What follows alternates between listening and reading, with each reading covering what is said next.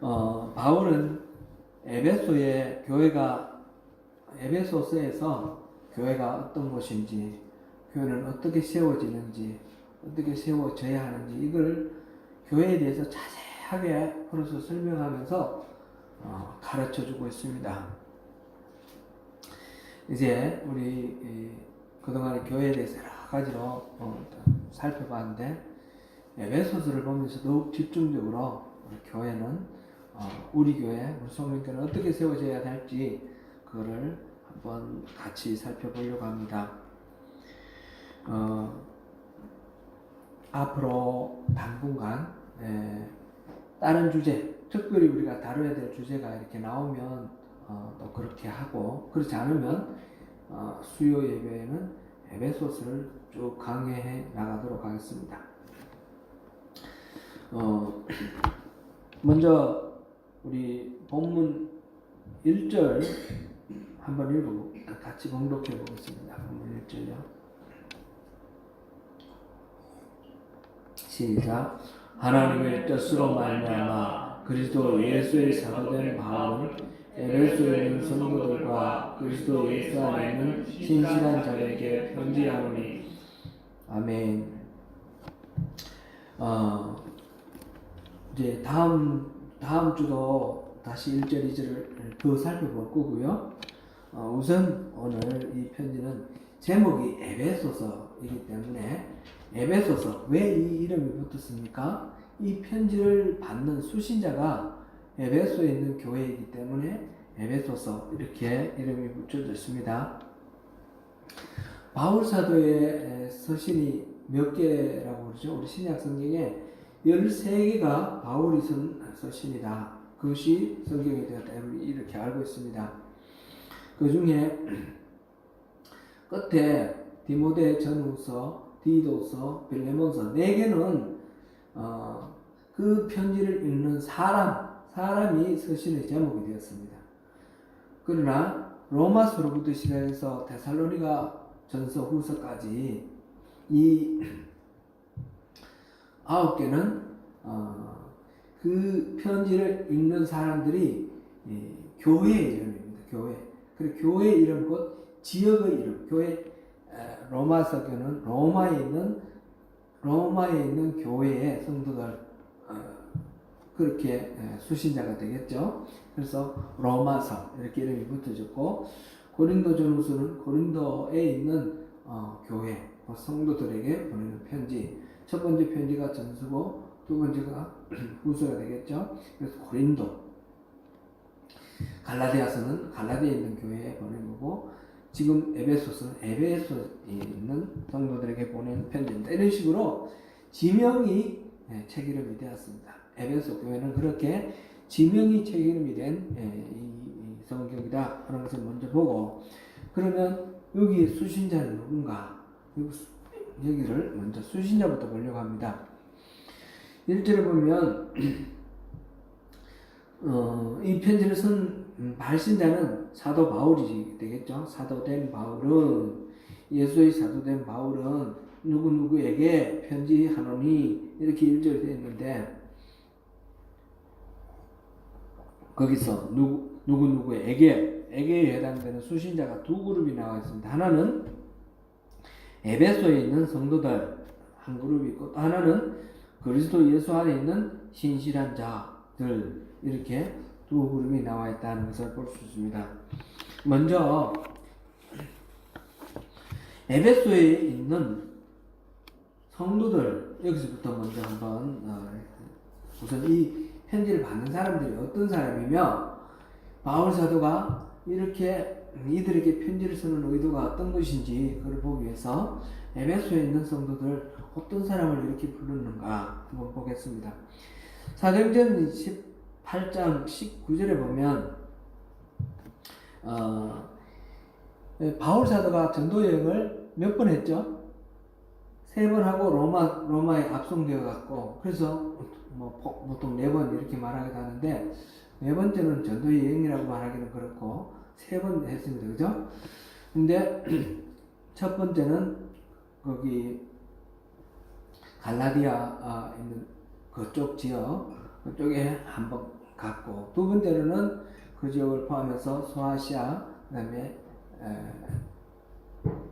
그리스까지, 마케도니아까지 갔죠. 이 두 번째 전도에 돌아오는 길에 에베소서를 들렀던 기록이 이 18장 19절에 나옵니다. 그때 에베소에서 회당에 가서 유대인들과 막 변론한 그런 내용이 나와 있는데, 그러나 아직 그때는 에베소의 교회가 세워졌던 것까지는 않아 보입니다. 두 번째로 이 에베소에 다시 방문을 하게 되는데, 그것은 제3차 전도 여행 때입니다. 제3차 전도 여행 때 에베소를 들렀는데, 에베소는 성경의 아시아라고 하는 지역, 지금의 터키 지역입니다. 그때 당시 아시아라 그러면 바로 거기 터키 지역인데, 터키 가운데서도 가운데 지역, 소아시아, 아시아 이렇게 일컬어지는데, 가운데 부분, 거기에서 중심지가 바로 에베소입니다. 네, 여러 지역을 둘렀다가 그 에베소를 둘러가지고 석 달 동안은 그 유대인의 회당, 이 바울 사도가 맨 먼저 1차 전도여행, 2차 전도여행 때 보면 회당에 가서 유대인들에게 복음을 전하는 것을 맨 먼저 합니다. 여기서도 에베소에서도 마찬가지로 그렇게 회당에 가서 복음을 전하다가 유대인들이 이 바울 사도의 말을 전혀 받아들이지 않습니다. 그들의 마음이 굳어서 순종하지 않고 바울을 비방하고 대적합니다. 그래서 석 달 동안은 공회에서 복음을 전하다가 더 이상 거기서 소모할 필요가 없다 생각하고, 그 중에 복음을 받아들이는 제자들만 따로 불러내어서 두란노 서원이라고 서원을 만들고 거기에서 복음을 전합니다. 성경을 가르치고, 두란노에서 매일매일 성경을 가르치며 복음을 전했는데, 그것이 2년 동안 그렇게 했다 합니다. 2년 동안 열심히 제자들을 길러냈습니다. 이때에 에베소 교회가 든든하게 섰고, 또 주변에 다른 교회들도 섰을 거다, 이렇게 생각이 됩니다. 이 에베소 교회에 있는 교인들에게 편지를 썼는데, 에베소에 있는 성도들 이렇게 불렀습니다. 성도라는 말 우리가 여러 번 살펴봤지만 이 시간 다시 한번 살펴보면 좋겠습니다. 우리말로 성도라는 것은 거룩할 성자에다가 물이 도자, 거룩한 물이다, 그런 뜻이죠. 그러니까 성도는 거룩한 사람들이 모임이 성도들입니다. 성도. 영어로는 뭐라고 기록되어 있습니까? 영어로는 지금 NIV 성경에 보니까 saint라고 번역되어 있습니다. saint가 우리가 이제 번역할 때 성인입니다. 성인. 거룩한 사람들. 카톨릭에서는 성인들이 있죠. 성인들 그냥 아무나 성인이 안 부르고 교회에서 특별한 절차를 거쳐서 성인을 붙이는 그런 의례도 있습니다. 유명한 성인들 많이 있죠. 성 프란체스코라든지 이런 앞에 성자가 붙어가지고 이래서 그 사람들 이름을 붙입니다. 우리나라 사람들 중에서도 천주교에서 이 성인으로 된 사람이 있죠. 102명 성인 이렇게 되고, 그 다음에 우리나라에 복음 전도되는 카톨릭이 전래되는 과정 속에 수많은 순교자들이 나왔는데 성인을 붙이는데, 이 성인이라 할 때는 특별히 거룩한 사람들이라는 뜻이에요. 그죠? 근데 우리 에베소에서 이 성도들 이렇게 말할 때 그 특별히 구별된 몇 사람들만 말합니까? 아니면 우리가 일상적으로 말하는 성도들, 예수 믿는 사람들을 말합니까? 예수 믿는 사람들을 지금 성도들이라고 했습니다. 예수 믿는 사람들을 거룩한 사람들이라 이렇게 부릅니다. 우리 거룩하다는 말의 의미, 네이버 구구사전 찾아보니까 뜻이 묘 높고 위대하다 이렇게 되어 있습니다. 특별히 그 사람이 훌륭하고 고귀하고 존엄하고 신성하다, 그런 의미입니다.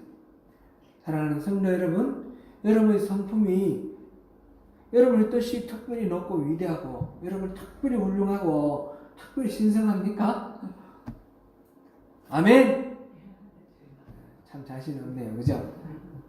우리를 성도라 부를 때는 일반적으로 세속적으로 우리가 거룩하다라는 그런 개념으로 성도라 부르는 것은 아닙니다.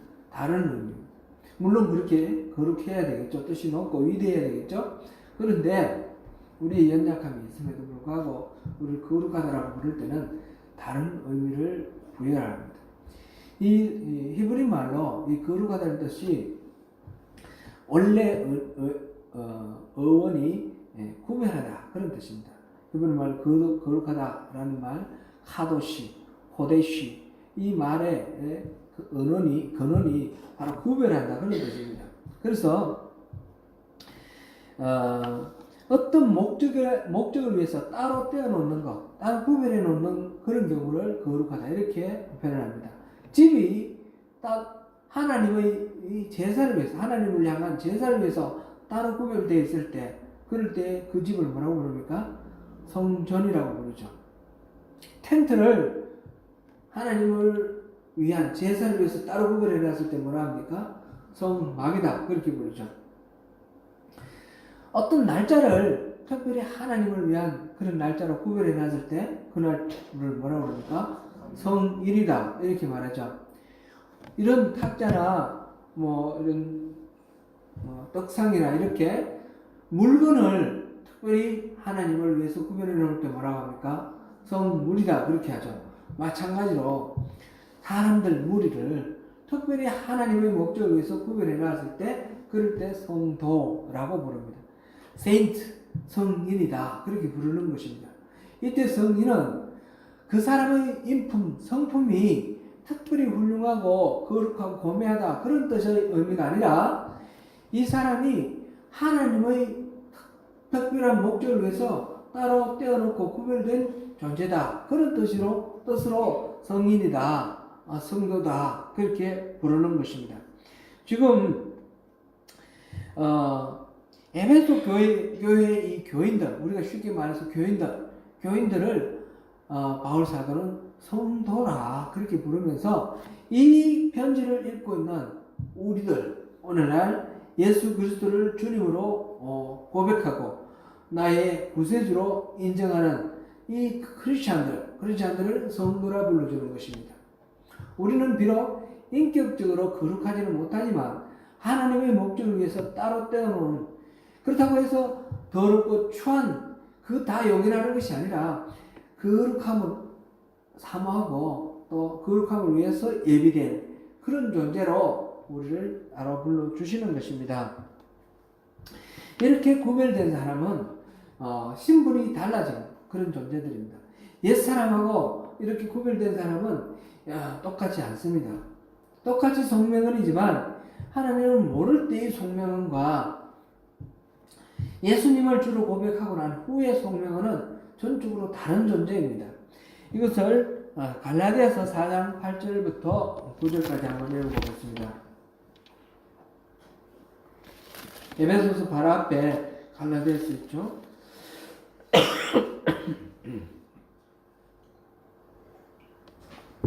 4장 8절 9절 같이 읽어봅니다. 시작. 그러나 너희가 그때는 하나님을 알지 못하여 본질상 하나님이 아닌 자들에게 종노릇 하였더니 이제는 너희가 하나님을 알 뿐 아니라 더욱이 하나님이 아신 바 되었거늘 어찌하여 다시 약하고 천박한 조동강문으로 돌아가서 다시 그들에게 종노릇 하려 하느냐. 지금 이전에 하나님을 알지 못해서 그때는 어떤 존재였냐면 본질상 하나님이 아닌 자들의 종로로 됐다는 거죠. 다른 존재의 종로로 됐습니다. 사람은 이 주인이 있습니다. 하나님이든지 아니든지. 여기서는 하나님이 아닌 자들, 이거는 이제 사탄을 다르게 표현하는 것이라 이렇게 이해하면 되겠습니다. 사탄이 종로로 됐다. 악의 무리의 종로로 됐다. 과거에는 그런 존재였습니다. 근데 이제는 하나님을 알 뿐 아니라 하나님으로부터 아신 바가 됐다. 내가 하나님을 알고 하나님이 나를 아는 그런 존재가 됐다. 이제는 더 이상 그 종노릇하던 옛사람하고 다른 존재다. 다시 거기에 우리가 종노릇할 수 있겠느냐, 그런 말씀이죠. 우리는 자유인입니다. 여기서 옛날 사람은 종노릇했던 존재다. 지금은 전혀 다른 존재다라는 것을 지금 말하고 있습니다. 제가 한국 살 때 제가 마지막으로 살던 그 집에 2층에 우리가 쉐드를 살았고 1층에는 그 주인집이 살았습니다. 근데 주인집이 못 하나 마음대로 못 박는 집이에요. 못을 박을 때 날 잡아가지고 물을 보고 못 박아도 되느냐, 그럼 물을 보고 못을 박아요. 그리고 그 집에 2층으로 살고 있는데 우리 쿵쿵쿵 하는 소리가 다 들리잖아요. 그래서 굉장히 많이 신경을 썼습니다. 귀신을 자극할까봐 두려워서 그렇다 그러죠. 우리나라 제주도에 보면 1월 말부터 2월 초까지 일주일 동안 신구간이라는 얘기 말씀 들으셨죠? 신구간 1월 26일 이쪽부터 2월 초까지입니다.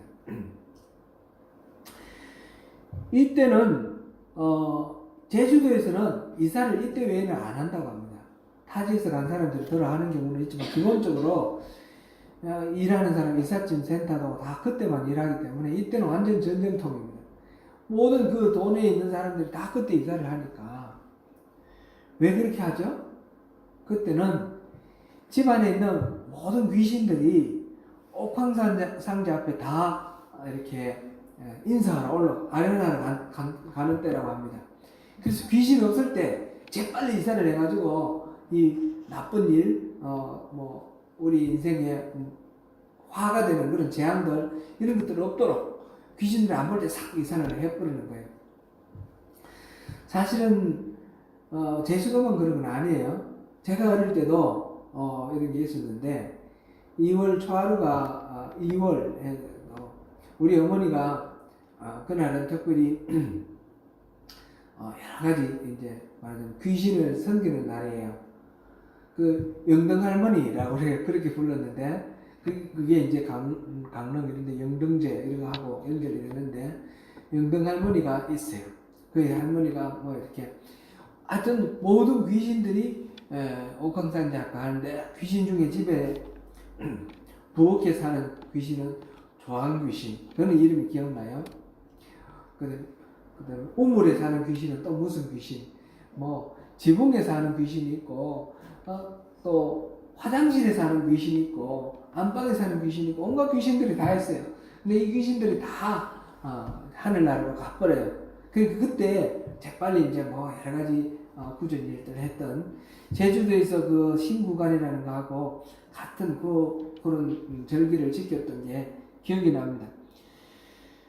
또 결혼식 할 때 날 잡죠. 인사할 때도 날 잡고 또 무슨 큰 행사하면 날을 잡습니다. 어떤 날 잡습니까? 손 없는 날, 그죠? 손 없는 날, 그런 말 들어보셨죠? 이때 손이라는 말은 무슨 뜻이에요? 손님하고 같은 건데 사실은 손님이 아니라 주인이에요. 주인. 이 손이 바로 귀신을 말하는데 이 귀신에게 하여튼 해코지 당하지 않기 위해서 그것들이 없는 날, 귀신이 출타하고 누구 보러 가고 이렇게 없을 때 재빨리 하는 거니까 귀신이 그 인생의 주인 노릇하는 거 아닙니까? 그죠? 이 손 없는 날. 이런 식으로 실제로 우리가 귀신에게 주도권을 맡기고 살아가는 그런 사람들을 많이 봅니다. 그 하나님 아닌 자의 종노릇하는 그런 인생이죠. 그런 인생을 하는 인생을 보는데 그런 인생은 어떤 인생인가?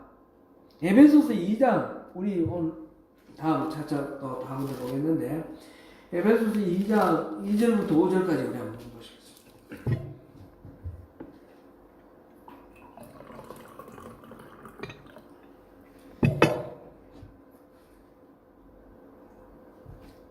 (2절부터 5절까지) 같이 한번 읽어봅니다. 시작. 그때 너희는 그 가운데서 행하여 이 세상 풍조를 따르고 공중의 권세 잡은 자를 따랐으니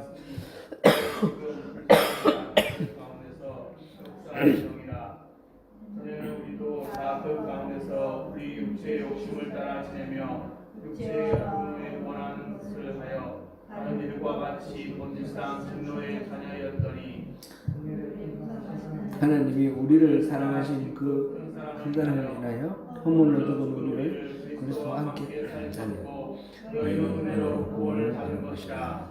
아멘. 앞에 갈라디아서에서는 본질상 종로로 타는 자들 이렇게 표현되어 있는데 여기는 그 사람들을 표현을 하기를 본질상 진노의 자녀이었더니 이렇게 표현되어 있습니다. 하나님을 알지 못하고 하나님께 소속되어 있기 전에는 바로 본질상 종의 자녀, 본질상 종로로 하는 사람, 사탄의 종이었고 그 사람들은 본질상 진노의 자녀입니다. 사탄을 이 에베소서는 세 가지로 지금 표현합니다. 이 본질상 종로로 사는 사람을 세 가지로 표현하고 있는데 너희는 그 가운데서 행하여 세상의 풍조를 따르고 세상의 풍조를 따르는 건 알고 보면 그냥 세상에 사람들이 다 이렇게 하는데 뭐 어때 이렇게 할 때 그 세상 사람들이 다 이렇게 하는 것을 따르는 것은 결국은 사탄을 따르는 거라는 뜻입니다. 세 가지로 지금 나와 있습니다. 첫 번째는 세상 풍조를 따르는 것. 두 번째로는 공중의 권세 잡은 자를 따랐다. 그렇습니다. 공중의 권세 잡은 자는 누구겠어요? 당연히 사탄이겠죠. 그것이 다시 설명이 되어 있는데 곧 지금 불순종의 아들들 가운데서 역사하는 영이라. 하나님께 순종하지 않는 사람들에게 그 사람들을 좌우하는 그런 영이 있는 거예요. 그 영이 바로 누구예요? 사탄이고 그 영이 바로 공중의 권세 잡은 자예요. 그 다음에 세 번째로는 전에는 우리도 다 그 가운데서 있었는데 우리 육체의 욕심을 따라 지내며 육체와 마음을 원하는 것을 하여 이렇게 되어 있습니다. 우리 육체의 욕심을 따라 사는 것, 마음으로 원하는 대로 사는 것, 이것은 우리 마음대로 살아가는 것 같은데 따지고 보니까 자세히 알고 보니까 그 배후에 사탄이 있다는 거죠. 우리 육체의 욕심대로 사는 것, 우리 마음을 원하는 대로 사는 것은 사탄이 시키는 대로 사는 것과 같다라는 거예요. 지금 세 분류예요. 세상 풍조 따르는 것, 직접적으로 공중권세 잡는다. 사탄을 따르는 것, 또는 내 마음의 육체의 소원대로 살아가는 것. 이 세 가지는 다 사탄을 따르는 사탄의 종로로 사는 사람들입니다. 그 사람들은 어떤 사람들이에요? 본질상 진노의 자녀다. 그랬습니다. 본질상 하나님의 진노를 받아서 멸망당하는 하나님의 징계, 엄혹한 하나님의 징계 아래 멸망당하는 영원한 지옥불에서 멸망당할 그런 사람들이 바로 이 본질상 사탄의 종로로 사는 사람이고 본질상 진노의 자녀입니다. 원래는 에베소 교회 사람들은 다 그 사람들이었습니다. 너희는 그런 사람들이었다 그랬습니다. 그 사람들이었는데 지금은 어떻습니까? 완전히 달라져서 성도입니다. 성도는 누굽니까? 하나님이 거룩하다고 따로 하나님의 목적에 따라서 이렇게 구별해 놓은 하나님의 사람들, 하나님께 소속된 사람들. 이전에는 사탄에게 소속됐는데 이제 하나님께 소속된 사람들입니다. 이 편지를 읽고 있는, 이 성경을 읽고 있는 우리들은 누구입니까? 우리들도 바로 성도입니다. 본질상 종로, 하나님을 알지 못하는 그 사단의 종로로 됐던 사람들이었고 본질상 진노의 자녀들이었는데 지금 우리는 누구입니까? 바로 성도들인 것입니다. 하나님의 일을 위해서, 하나님의 목적을 위해서 구별된 거룩한 하나님의 백성, 성도들입니다. 우리의 정체성이 무엇인가 아는 것은 정말 우리 인생 살아가는데 중요한 가장 큰 힘이 되는 그런 요소들입니다. 우리 안데센의 동화집 그 미운 오리 새끼 알죠? 우리는 미운 오리 새끼가 아닙니다. 그 주변에서 막 빈정거리고 그래도 지금도 예수 믿냐? 그러면서 막 우리를 조롱하고 막 그럴 때 그 미운 오리 새끼 너는 왜 이렇게 목이 삐죽하냐 다리가 깨죽하냐 이 못난 놈아 이렇게 핀잔 받던 그 미운 오리 새끼가 알고 보니까 미운 오리 새끼가 아니었죠. 그 수면 위를 정말 그림처럼 떠 있고 또 하늘을 아름답게 날아가는 그 백조였습니다. 백조. 우리가 누구입니까? 우리가 바로 백조입니다. 우리가 바로 그 본질상 죄의 자녀가 아니고 본질상 그 종로로 타는 그 존재가 아니고 우리는 하나님이 특별히 구별하신 하나님 목적을 위해서 고귀하게 구별하신 하나님의 성도라는 것입니다. 사랑하는 성도 여러분, 이 아이덴티티를 우리가 붙들어 확신 속에서 그 속에서 우리가 일어나야겠습니다. 그렇게 하시겠습니까? 우리는 바로 하나님의 그 사랑을 받는 하나님의 자녀입니다. 두 번째로 이 수신자를 표현할 때에 그리스도 예수 안에 있는 신실한 자들 이렇게 표현을 했습니다. 그러니까 지금 수신자는 두 부류입니다. 하나는 에베소에 있는 성도들이고 또 하나는 그리스도 여기서 동일한 대상을 일컫는 말은 아니고 과라고 되어 있으니까 and라고 되어 있으니까 다른 대상들입니다. 그 다른 대상들을 그리스도 예수 안에 있는 신실한 자들이다 이렇게 표현을 했습니다. 아마 바울 사도가 두란노 서원에 있는 2년 동안 에베소에 있는 성도들만 제자 훈련한 것이 아니고 주변에 있는 다른 지역에 있는 성도들도 같이 훈련을 시켰고 그리고 그들이 흩어져서 주변에 다른 교회들을 세웠을 것이다 이렇게 신학자들은 이야기를 합니다.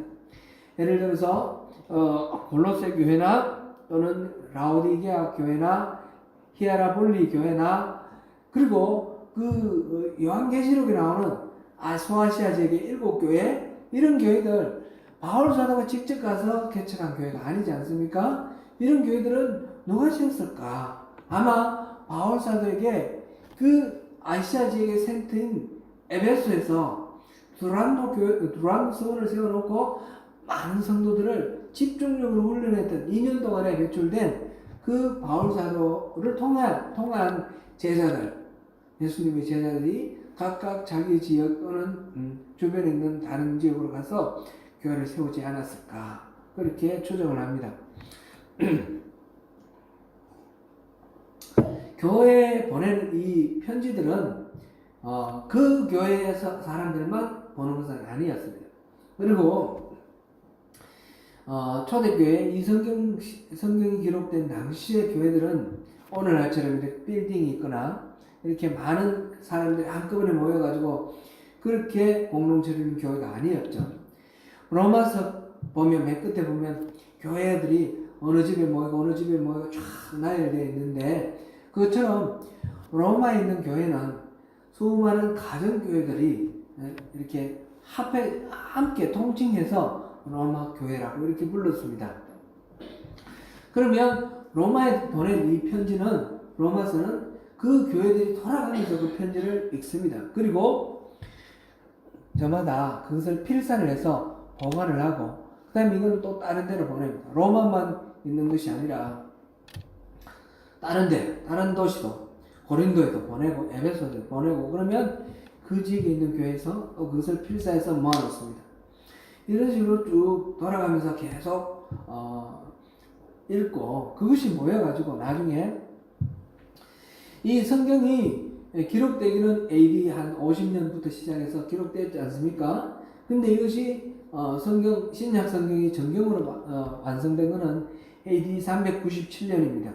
그러면 거의 한 350년 정도 그동안에는 이게 성경이라고 정해지지 않고 각 교회마다 저마다 편지를 가지고 그것을 예배할 때 활용하면서 예수님의 행적도 보고 또 하나님의 메시지를 그것을 통해서 받고 그것을 가지고 예배를 드렸습니다. 그래서 나중에 보니까 각 교회마다 이 모아놓은 그 편지들이 대체적으로 일치하는 거예요. 그 성경이 될 만한 가치가 없는 것들은 보고 버렸고 성경의 가치가 될 만한 것들은 모았던 것입니다. 일부 몇 개만 빼놓고는 대부분 같은 겁니다. 이게 바로 성경이 편집되는 과정 속에서 성령님이 일하신 그런 결과다. 이렇게 신학자들은 표현을 합니다. 그렇게 이제 돌아가면서 성경을 읽는데 지금 에베소 교회에 보내는 이 편지에는 처음부터 에베소에 있는 교회만 보내는 편지가 아니라 이 주변에 그 당시 에베소의 두란노 서원을 중심으로 해서 양성된 그 예수님의 제자들을 통해서 이루어진 그 교회들에게도 같이 편지를 이렇게 쓰는 것입니다. 그래서 에베소 외에 있는 교회들의 성도들을 그리스도 예수 안에 있는 신실한 자들이다, 이렇게 표현을 한 것입니다. 사도행전 19장 1절에 보면 바울 사도가 에베소에 오기 전에 윗지방을 다녀서 에베소에 들어왔다 그랬는데, 그 윗지방이 바로 에베소 위에 있는 그러한 아시아 지역에 있는 다른 교회들, 그렇게 있었던 것으로 생각됩니다. 그러니까 에베소 교회는 이런 주변에 있는 교회들의 모교회였고, 에베소 교회는 바로 선교의 센터였다라는 것을 우리가 알 수가 있습니다. 바울 사도는 그 에베소 교회를 둘러싼 주변의 여러 교회의 성도들을 그리스도 예수 안에 있는 신실한 자들, 이렇게 표현했습니다. 신실한 자들, 바로 성도들, 신자들을 말하는 거죠. 신실한 자들을 줄여서 말하면 신자다, 이렇게 표현할 수 있습니다. 다만 성도라는 말을 반복하지 않은 것은 똑같은 말을 하는 것보다 좀 다르게 표현하기를 좋아하니까 그렇게 표현했지만 내용은 같다, 이런 것을 알 수가 있겠죠. 보통 신자라 그러면 불교 신자, 기독교 신자, 무슨 신자라 그러면 내가 부처를 믿는다, 내가 예수를 믿는다 하면서 신자 자체가 믿음의 주체가 됩니다. 그런데 여기서 지금 표현하고 있는 이 말은 그런 게 아니라 신실한 자, 이렇게 되어 있는데, 그 믿는 사람이 주체가 아니라 믿음의 대상이 되는 하나님이 주체가 되고, 또 제3자가 주체가 되고, 그래서 저 사람은 신실하다, 하나님이 너는 신실하다, 이렇게 판단을 해주는 겁니다. 신실하다는 게 무슨 뜻입니까? 신실하다는 것은 충성되다 또는 믿을 만하다, 그런 뜻입니다. 이 사람이 신실하다는 말은 다른 사람이 이 사람을 믿어도 속지 않는다, 그런 의미예요. 그러니까 누가 믿는 겁니까? 이 사람 스스로가 믿는 게 아니라 우리가 믿는 거예요. 제3자가 믿는 것이고 하나님이 믿는 겁니다. 신실한 자라는 말의 의미는 하나님이 그를 충성되다 또는 주변 사람들이 그를 믿을 만하다라고 인정해 주는 그런 말이 되는 것입니다. 사도 바울이 지금 그리스도 예수 안에 있는 신실한 자다, 신자다, 이렇게 표현하는 그 말의 의미는 하나님이 그들을 인정한다. 또 바울 사도가, 지금 스승인 바울 사도가 그들을 신실하다, 너희들은 충성되다, 이렇게 인정한다라는 그런 얘기입니다. 이 사람들은 본질적으로 누구든지, 저나 또 여러분이나 하나님으로부터 신실하다라고 인정받을 만한 본래의 그런 성품은 갖지는 못했습니다. 우리 스스로는 신실하지는 못합니다. 그런데 이 신실하다, 충성되다라는 것은 성령의 9가지 열매 중에 하나죠. 성령님이 우리 안에 들어오셨을 때 우리 안에서 우리 성품이 변화되어서 예수님의 성품을 닮아가는 그런 변화로 나타나는 결과가 바로 신실함, 충성됨. 9가지 열매에서는 충성이다 그랬는데 그것이 바로 faithfulness, 여기서 말하는 신실함, faithfulness와 같은 것입니다. 그렇게 평가를 받을 수 있는 열매가 맺어지는 것입니다. 에베소서를 읽으며 그 편지의 수신자 에베소와 그 주변 지역 그리스도인들에게 바울 사도가 그 하나님이 일깨워 주신 우리의 정체성이 바로 성도다, 또 하나님이 신뢰하시는 그런 사람이다, 신실한 자다, 이렇게 말씀해 주시는 것을 통해서 에베소 교인들뿐만 아니라 이것을 읽는 우리가 바로 그런 성도고 우리가 바로 신실한 자라는 것을 알게 됩니다. 원래는 본질상 그 종로로 사는 자, 사단의 종로로 사는 자고 본래는 그 진노의 자녀였지만 우리는 신분이 변화되어서 우리는 성도가 되었습니다.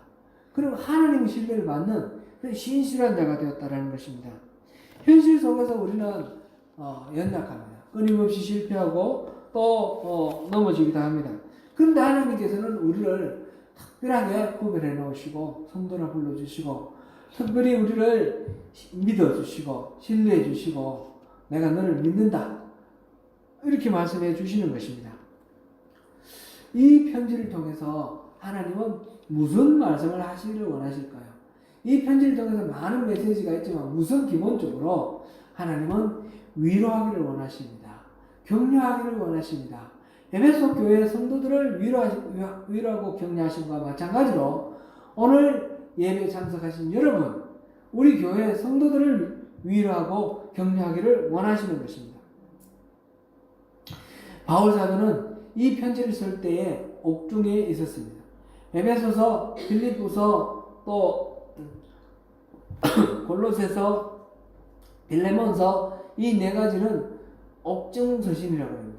로마로 끌려가서 감옥에 수용할 능력이 없어서 가택에 연금을 시켜서 그래서 재판에 의해서 어쩌면 죽을 수도 있고 어찌 될 줄 모르는 그런 옥중에 생활을 하면서 편지를 쓰는 것입니다. 그런데 그 편지 내용이 여러분 내가 이런 형편이 있으니까 나를 위해 기도해 주세요. 내가 석방될 수 있도록 기도해 주세요. 그런 내용이 아닙니다. 빌립보 교회는 끊임없이 내가 기뻐하니 너희들도 기뻐하라. 기쁨의 편지를 썼고 이 에베소 교회는 위로하고 격려하는 위로의 편지를 쓰고 있는 것입니다. 이 두 가지를 지금 말하고 있는데 이것은 에베소서 6장 21절 22절을 보시겠습니다. 6장 21절 22절 에베소서 맨 마지막 부분 같이 한번 읽어보겠습니다. 시작. 나의 사정 곧 내가 무엇을 하는지 너희에게도 알리려고 하노니 사랑을 받은 형제여 주 안에서 진실한 일꾼인 두기고가 모든 일을 너희에게 알리리라. 우리 사정을 알리고 또 너희 마음을 위로하기 위하여 내가 특별히 그를 너희에게 보내오노라. 이 편지를 보내면서 두기고를 함께 보냅니다. 이 두기고에 대해서 나중에 다시 보기로 하고 편지 이거까지 충분히 납득이 안 되는 부분은 두기고가 가서 직접 설명해 줄 것입니다. 보완해 주고 설명해 주고 그래서 두 가지 목적인데 하나는 나의 사정을 알리려는 것입니다. 바울 사도, 이 편지를 쓰고 있는 바울 사도의 사정을 알리겠다는 것이고 또 하나는 이 편지를 받고 있는 에베소 교회와 그 주변에 있는 교회의 성도들에게 그들을 위로해 주겠다는 것입니다. 바울 사도의 사정을 알린다는 것은 무엇입니까? 그것은 바울 사도가 지금 무슨 일을 하고 있는지 지금 일하고 있는 모습을 알려주겠다는 것이죠. 이거는 사도행전 끝에 거를 한번 잠깐 한번 보겠습니다. 사도행전 마지막 부분. 바울 사도가 지금 로마 가택 연금 상태에서 옥중에서 무엇하고 있습니까? 30절 31절 보겠습니다.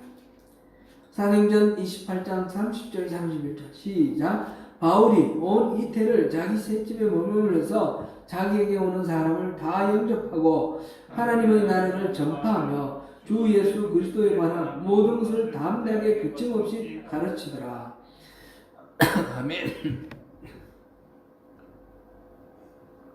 감옥에 갇혀서 나가지는 못하지만 들어오는 사람 손님은 얼마든지 맞이할 수 있도록 특별한 그런 허가를 받았습니다.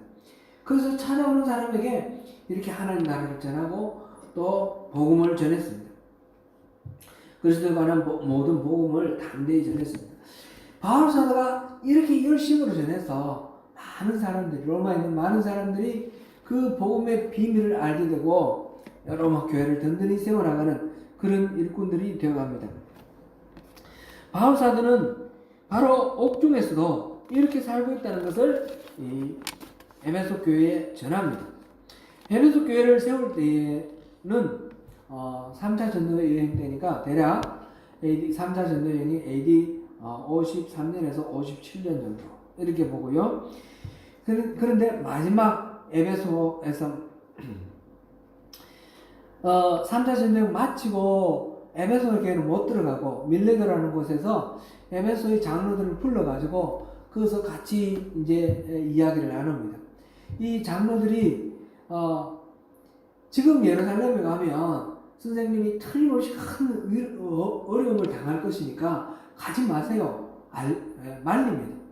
그럴 때에 바울 사도가 말한 것이 사도행전 20장 22절 24절 나오는데 잠깐 한번 보겠습니다. 사도행전 20장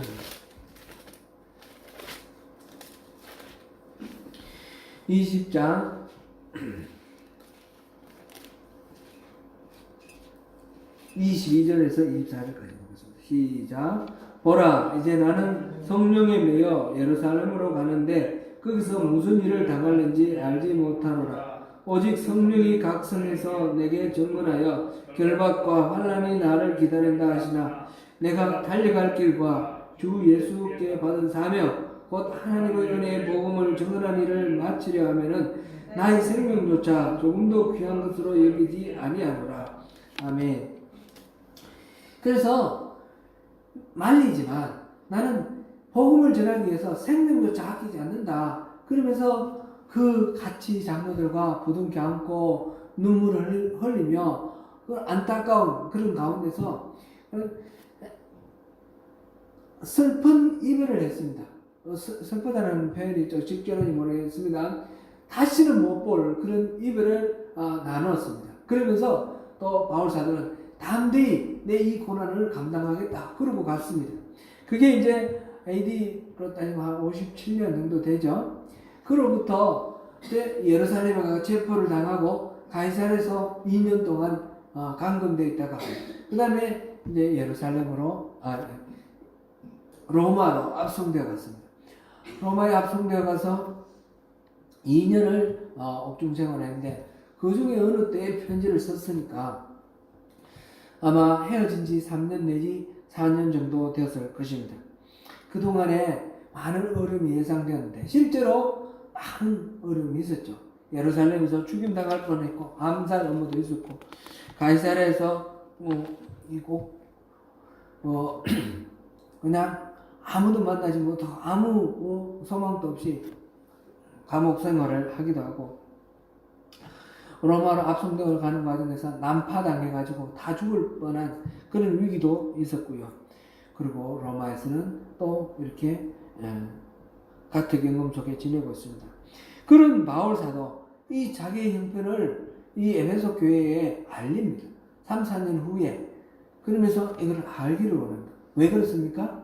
그 많은 고난이 있었지만 그 고난 가운데 하나님은 어떻게 바울 사도를 보호하셨는지 그걸 점거하고 싶은 것이고 자기가 또 어떻게 담대하게 복음을 전했는데 그 과정에서 하나님은 어떻게 일하셨는지 그걸 또 전하고 싶은 것입니다. 그것이 바로 또 뒤에 나오는 위로와 격려와 같은 그런 차원에서 에베소 교회 성도들에게 힘이 되었을 것입니다.